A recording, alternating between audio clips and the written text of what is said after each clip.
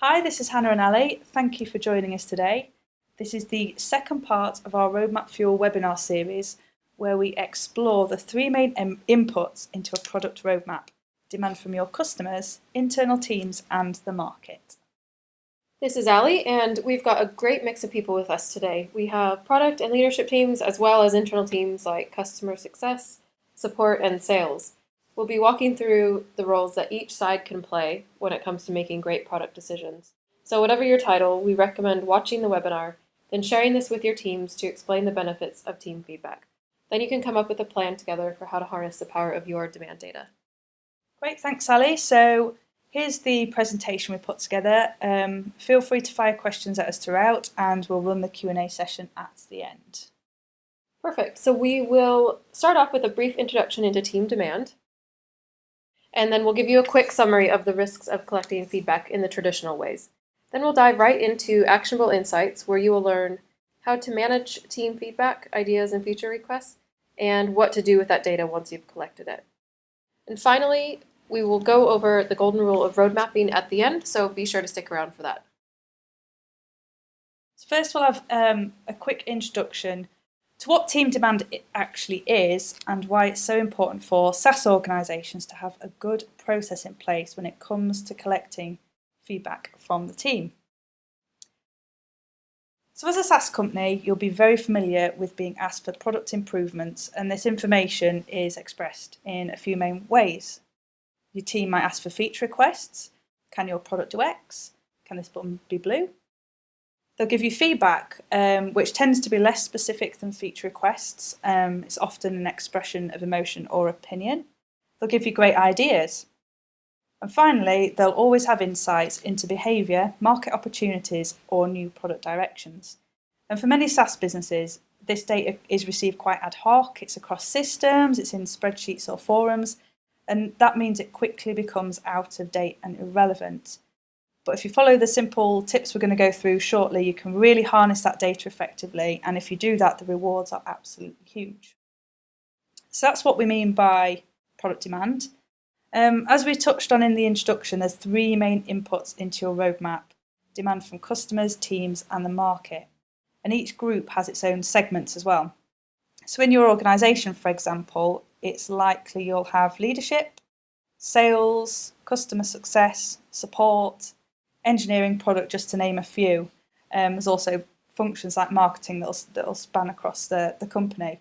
Now, each of those groups will have great insight to bring when it comes to understanding how you should be building your product. And that is because every team in your organisation will view the product differently. They might use it as well, and they'll have a different level of interaction with your customer base. So in our last webinar on customer feedback, we talked about that at length, about how you aren't your customer. And that's the same with the internal teams. They will all experience your product differently to how you do. And that's exactly where a good process around feedback and team demand comes into play. Perfect. So it's these product insights from your internal teams that can actually have a huge impact on the bottom line. So I'll give you a few examples of what that means. So your leadership teams will have strategic feedback, and they'll be able to identify new markets that your product needs to get behind. Your sales teams will have insights into new growth opportunities, open new markets, and understand demand from prospects. And then teams like your customer success and support teams will be focused on what drives retention and upsells. And we'll be sending out the slides after this demo, so you don't have to worry about writing all of these down. Cool, thanks, Aly. So just to give you a bit more, to frame the process we're going to go through, we're going to talk a bit about the challenge of collecting data from internal teams. So one of my favourites is the cushion or the recency effect. So this is that as a product team member, you'll always remember the last thing that people have talked about. And it works the other way around as well. If you're on sales team, for example, you remember that the kind of big features that prospects are pushing for or that have been an objection. So it's not good for looking back historically over a full data set. Personal bias also comes into play. You're more likely to source ideas and feedback from people closest to you, people you like working with. And this especially becomes a challenge if you have a remote or a dispersed team, or if, just when you reach a certain scale that you don't have a relationship with every member of your organisation. And finally, you have to deal with the loudest voice. So this will be certain individuals will always push their opinion more, they'll be more confident, they'll give feedback more, and that, again, can lead to it being difficult to balance all the data out. So because of these things, you can end up with a set of very inaccurate data. You can have a lot of internal politics kicking off, and it also makes it just really difficult to make really smart product decisions when you've got these loud, like conflicting and competing voices. And a policy like this on feedback and feature requests leaves the product team feeling, why won't people leave me alone? There can be a bit of a culture of shoulder tapping, people wandering over to the product team and talking to them. And from a team member point of view, it can feel quite lonely and quite difficult understanding how you can have an impact on important product decisions. And then this last one is especially relevant for customer-facing teams. So you want to help your customers as much as possible, but if you don't have that visibility, it can add a lot of overhead to the whole process. So you can get stuck in limbo with your customers on different outstanding requests without knowing what to tell them. So with all of this in mind, it's no surprise that it's such a huge pain point to manage customer or team feedback well, but it's not a very popular issue to talk about. So don't worry, we are here to fix that. So in summary, product demand from internal teams comes in many forms: ideas, insights, feature requests and feedback. That data set does represent a huge opportunity for software companies if you collect and understand it well. And it's important to know that data is in your organisation right now, and it really is invaluable when it comes to building a growth roadmap. So I'm going to hand over to Aly to talk at a more practical level about how you can put a good process in place. Perfect. So there's just 2 simple steps. And most of the battle of actually managing team feedback well is just awareness. So I'm going to go through 2 steps now that you've had a bit of background on why this is so important, and walk you through what those 2 steps are that you can take. So step 1 is collect the data in one place. And even though this seems really, really simple, I cannot stress enough how important this actually is. As we mentioned in the first section, it's really easy for feedback from your teams to become buried across multiple systems. And if you can gather this information in one place, you can find it, that you'll be able to use it to your advantage.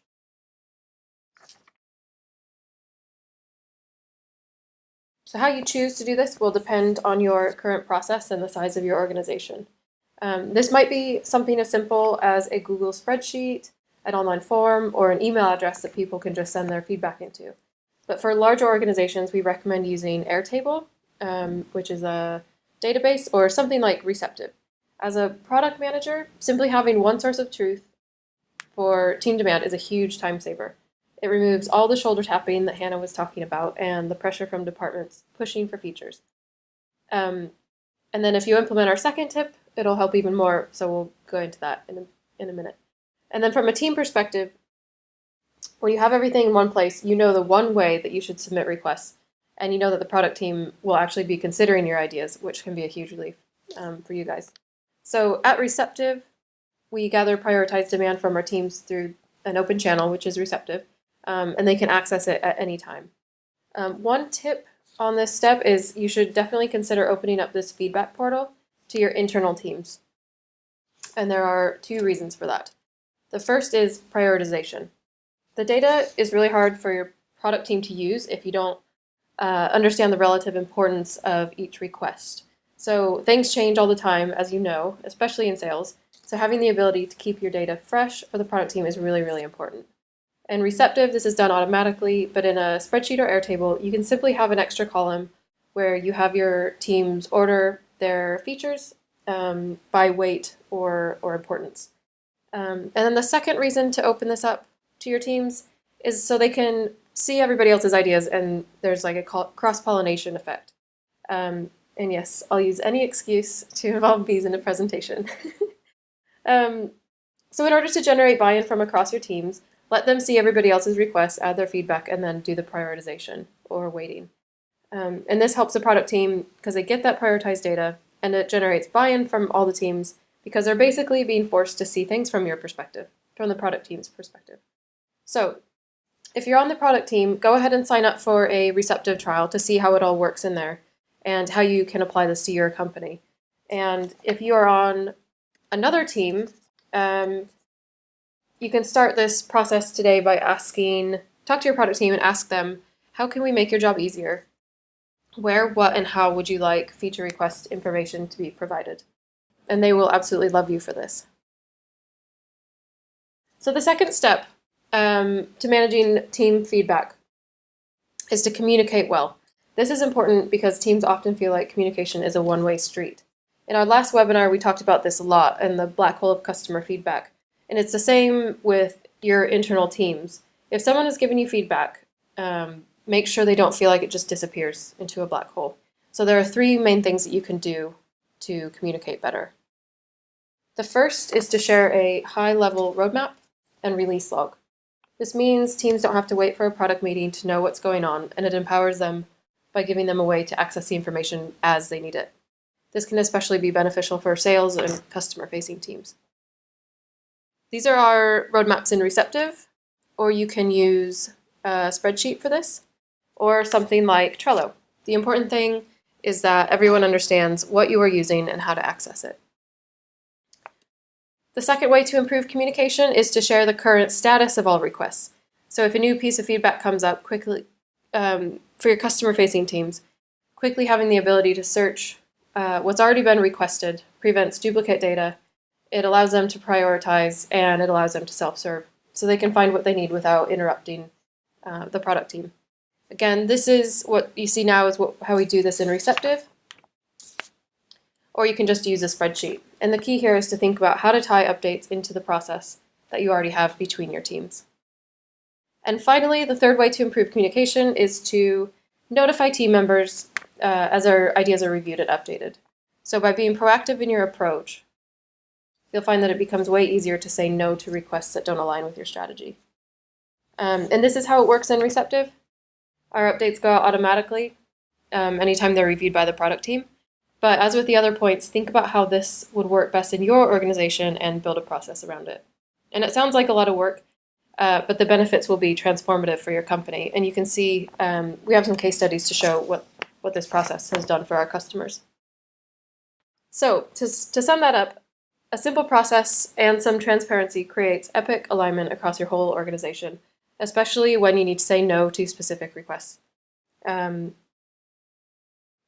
And then to sum everything up, for your product teams, the top tips are to get all team demand in one place, and if possible, let your teams access that feedback portal.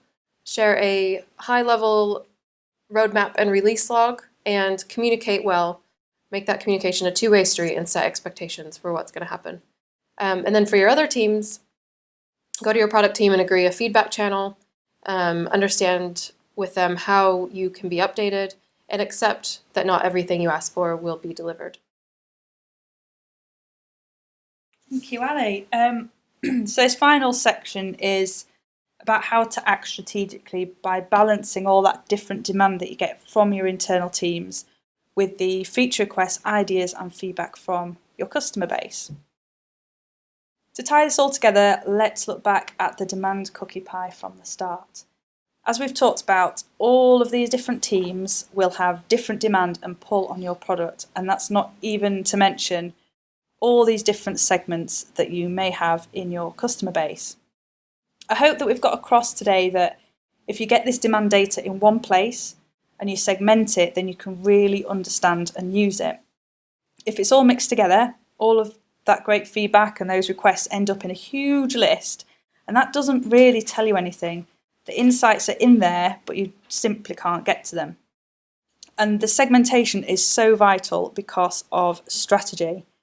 So you've got to know your strategy, otherwise all the work you've put into putting a process to collect and segment the data is pretty much useless. And it can also feel like quite overwhelming. So as an organisation, you really need to focus on one goal. We're big advocates of the 90-day roadmap. You can find out more about that on our road mapping webinar. But I encourage you to think about what is your one big goal as an organisation for the next quarter. And we're also going to run a separate session on this at a later date. So think about that one goal, and that's where your segments really come into play. Because if you know what you're aiming for and you're collecting all this data, you can segment it out and listen to the voices that matter most to you at that particular time. So you can see how we segment things out. You can see what matters to your customers, your teams only, high value, low value customers, every team individual, individuals on each team. And that just lets you listen to the right people and align it with your strategy. So an example would be that if your quarterly focus as an organisation was to reduce churn, then the voices you'd want to listen to are your churn customers. What did they want? What have you missed? It might be your customer success team or your support team who may have picked up on a load of little onboarding niggles. So that's why this data can be so powerful when it comes to building a roadmap that really drives the growth of your organisation. In summary, segmentation really is the key to using customer and team demand data, especially when you're at scale. It's even more important as you grow. So think about which segments of that data are important to your organisation and who you should be listening to. What is your one goal right now? And then remember that the demand data most relevant to you today might not be what matters to you tomorrow. And that's a great takeaway for internal teams too. So as Aly mentioned, even if the product team don't appear to be acting on your feedback, that is not a bad thing. That's a great thing. It means they're focusing on what really counts today. And that data and input you've given to them might be relevant 6 months, even a year down the line. So our golden rule of road mapping is focus. Get the whole team and everyone aligned around your product development and your roadmap. Involve them in the process, communicate well, and make sure you've got a really, really strong goal for everyone to rally around. In summary, we're going to say it again, centralise your data, otherwise you can't use it. Understand the strategy of your organisation and make sure you're segmenting that demand data, because it's doing that will unlock the insights which are really going to drive the growth of your business. And now we'll hand over, see what questions we've got in.